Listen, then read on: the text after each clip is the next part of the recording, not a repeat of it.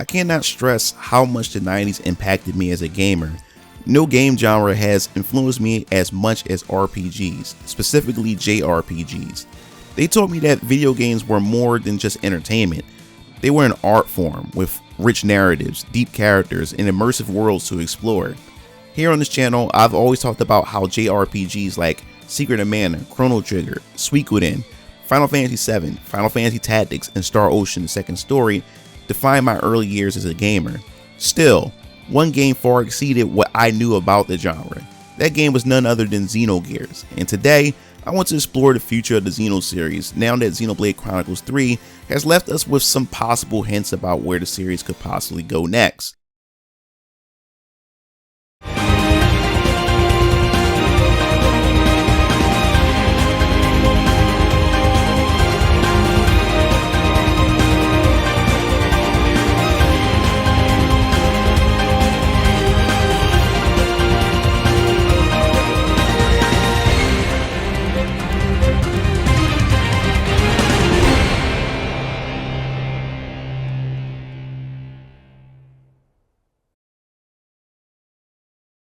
But before we discuss Xenoblade and the series' future, you must understand the significant impact that Xenogears had on me when it was released.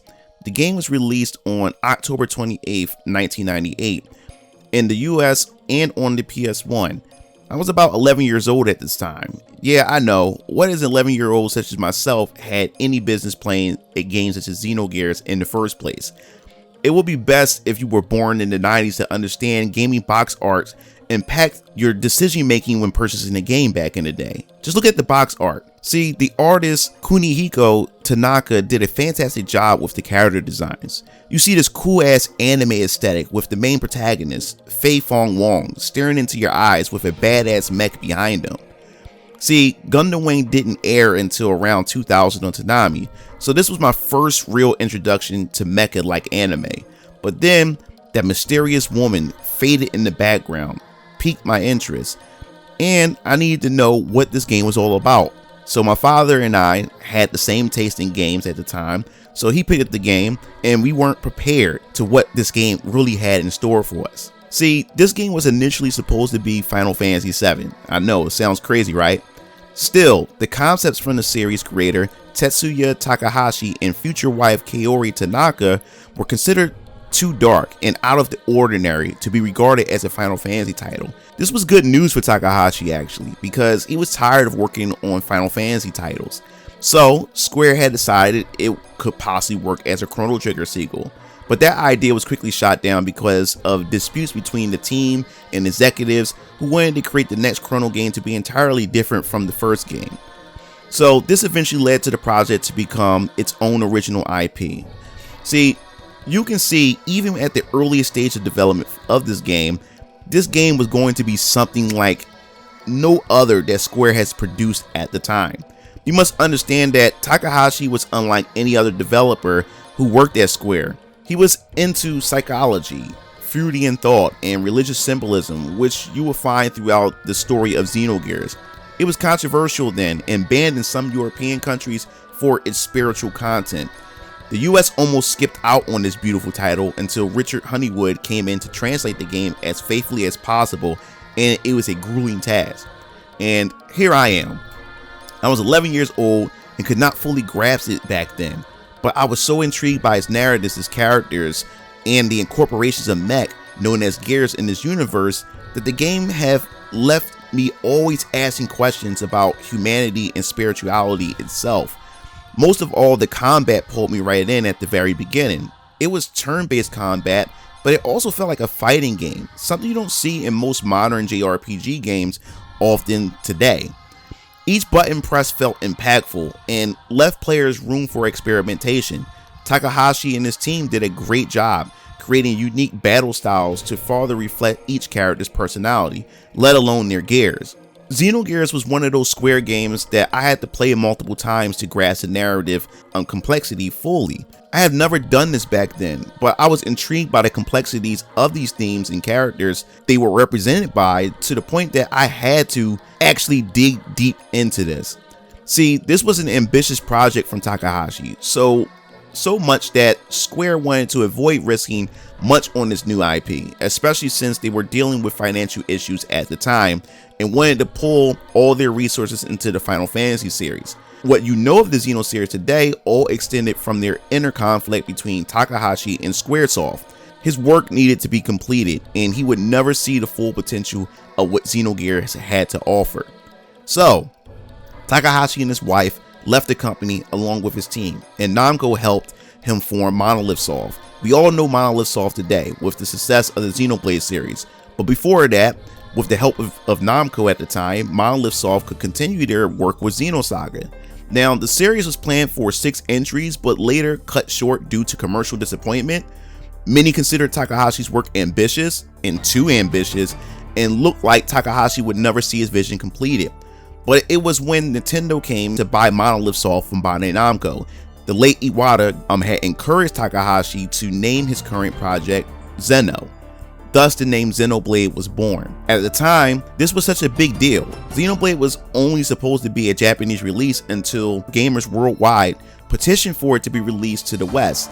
Seeing the word Xeno itself was enough for me to lose my mind. But it wasn't until Xenoblade Chronicles 2 was released on Nintendo Switch that I dived into the series. I've already been through the details in that video a couple years ago of how Xenoblade Chronicles 2 reinvigorated my love for JRPGs, and I suggest that you go check that out. See, I was going through some rough times when the game was released, but it pretty much brought me through all of it. It awakened something inside of me that I hadn't felt in a very long time, which is creativity, and I will explain what I mean by that a bit later. Takahashi's vision was finally realized, and the success of Xenoblade series have given it the recognition that it deserved. Who would have thought that a Xeno rep would find its way into a Smash roster? Now that Xenoblade Trilogy has finally ended the Claws arc, where will the series head now? Will the next game continue with the same Xenoblade, or will it be named something entirely different moving forward? We don't know for sure, but I would like to discuss some essential elements I would love to see incorporated into the next Xeno game. For starters, a Xeno game is only a Xeno game when it incorporates religious symbolism and explores the human psyche. Even though I love Xenoblade, I would have loved that Xenoblade would have leaned more heavily into this. It was the core reason why I love Xenogears so much. Xenosaga explored artificial life and destiny, and it would have been nice if we could see a blend of these elements in the next installment of the Xeno series. And I would also love to see Gears play a heavier role in the game's narrative. Now, yes, there was some of that in Xenoblade Chronicles X, but to me, it was like the weakest of the series. Some of you guys may disagree, say what you want in the comment sections, but I really wasn't a fan of Xenoblade Chronicles X. But Xenoblade Chronicles 2 excited me as we climbed through the world tree and mechs were finally showing throughout the level. I began to get that Xenogears vibe from the game as I reached this conclusion, and I would have loved for the series to return to Gears once again. I would love for it to lean more into the sci-fi elements that Xenogears and Xenosaga played heavily into as well. The series is also known for its unique character archetypes like Faye, Xion, and Shulk. I would love to see how Monolith Soft could expand upon these archetypes for the next series entry. It was always the inner conflict that these characters had to reconcile with that made these characters feel real and complex. What makes a good Xeno game is its strong protagonist and cast of characters. I believe that Xenoblade series nailed it, but I think they can crank it up a bit moving forward. We can never forget speculating about it since the third entry concluded with the DLC Future Redeemed. Finally unify all of its lore so that his legacy can finally one day feel complete. These are questions that have me and the community losing our minds over. This could open up potential for remakes or remasters of past entries. It's not far-fetched for any Xenosaga, remaster collection or a AA budget remake of all 3 episodes. Harada himself from Bandai Namco had mentioned that he pitched the idea for a remaster of Xenosaga series, but was turned down at the time because the Xeno name was just not popular. But it's entirely different story due to the fact that Xenoblade's success really rang bells. See, Square Enix could reconcile their differences with Takahashi to do an HD 2D remake of Xenogears, since the 2D HD remake formula tends to work, and now that Square Enix is talking about quality over quantity, I think this would be a perfect time for them to pretty much bring back Xenogears, but in a entirely different way. This way, gamers can experience the origin of the series and get a glimpse of the future of the Xeno series moving forward. Plus, to throw in more intrigue and speculation, Monolith Soft recently released their 25th anniversary video showcasing their titles, and many believe that there are possible hints of what's next for the Xeno series. And what I love most about the Xeno series is Takahashi himself and the story of how the Xeno series have become to be. And the reason that I mentioned earlier in the video that Xenoblade Chronicles 2 have pretty much intrigued me or reinvigorated my love for JRPGs, but have also awakened the creativity within me, is looking back at the Xeno series as a whole and what Takahashi has been through and his vision, and how he worked so hard to try to have his visions realized, and that he never really gave up on it. And now it finally paid off with the success of the Xenoblade series, and now looking at everything through speculation and how you can see the hints, the subtle hints of all his different IPs, from Xenogears and Xenosaga, and now in Xenoblade. You can see all the elements from all those series now integrated and unified into one in such a subtle way, to see that, hey, there's a possibility that his vision could one day finally be realized all into one.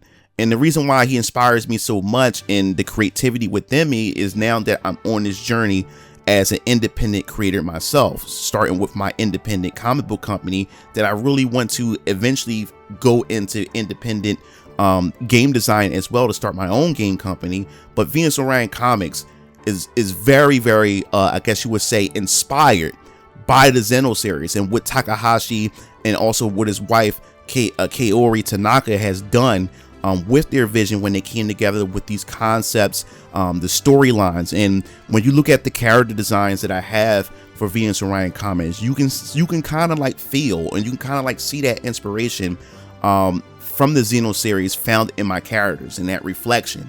And it's going to be crazy once you guys dive into Venus Orion Comics and its universe, and you will be able to find some inspirations from, you know, the lore itself, you know, having some influence or some inspiration to Venus Orion Comics in my universe itself. And I can't wait to be able to share this with you guys, and I can't wait to actually get into game development myself and be able to tell these stories and have that inspiration that Takahashi and the Xeno series have pretty much laid upon me, and to be able to pretty much create my own thing moving forward. So I hope you guys enjoyed this video. I definitely want to know what are your thoughts on the Xeno series in general? What was your first entry to the Xeno series? Was it Xenogears? Was it Xenosaga? Was it Xenoblade? And if you played all three of the series, which one is your favorite series and why? I definitely want to know why. And do you think there's a possibility that we'll see a remake or a remaster of both Xenogears and the Xenosaga series as well? And if you're interested in the Xeno series, did this video help you out to understand the significance and why the Xeno series means so much to me? And could this be a way for you guys to actually go out and just give the Xeno series a try? So I definitely want to hear your thoughts in the comment section below.